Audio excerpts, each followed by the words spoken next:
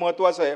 त्यामुळे या संपूर्ण प्रकरणाची उच्चस्तरीय निष्पक्ष वेळबद्ध चौकशी करून अहवाल सार्वजनिक करण्यात यावा, तसेच दोषींवर कारवाई करण्यात यावी अशी मी औचित्याच्या मुद्द्याद्वारे शासनास विनंती करीत आहे।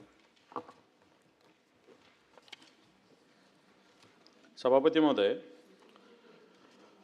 छत्रपती संभाजीनगर येथे विमानतळाच्या धर्तीवर बसपोर्ट आणि अत्याधुनिक बसस्थानक उभारण्याचे कामाचं 28 ऑगस्ट 2019 रोजी भूमिपूजन करण्यात आलेलं आहे।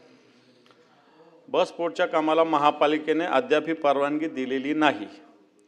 सदर प्रकल्पाला गती देण्यासाठी नोव्हेंबर 2025 मध्ये सिडको बसस्थानक चिकलठाणा येथील मध्यवर्ती कार्यशाळा हलविण्याचे नियोजन करण्यात आलेले आहे। तसेच छत्रपती संभाजीनगर येथे विमानतळाच्या धर्तीवर बसपोर्ट आणि अत्याधुनिक बसस्थानक उभारण्याच्या कामाचे 28 ऑगस्ट 2019 रोजी भूमिपूजन करण्यात आले, परंतु अद्यापही परवानगी दिलेली नसल्यामुळे दोन बसस्थानके सिडको आणि संभाजीनगर शहराचं 2019 पासून महोदय हे कामाच्याकडे मी आपल्या मार्फत राज्य सरकारचे लक्ष देतो। एकनाथ खडसे, प्रवीण दरेकर, सुनील शिंदे, सत्यजित तांबे,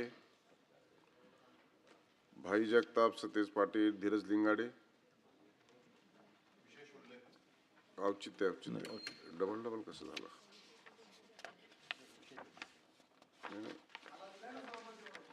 ठीक आहे, विशेष उल्लेख निरंजन डावकरे। महाराष्ट्र राज्यातील लोहार समाजासाठी आर्थिक विकास महामंडळास शासनाने मंजुरी दिली असणे, तथापि राज्यातील अनेक जिल्ह्यांमध्ये संबंधित महामंडळाची वेबसाईट व्यवस्थित सुरू नसल्यामुळे समाजातील लाभार्थ्यांना योजनांची माहिती ही मिळत नाही आहे। तसेच विविध शासकीय योजनांचा लाभ घेण्यात अडचणी निर्माण होत आहेत।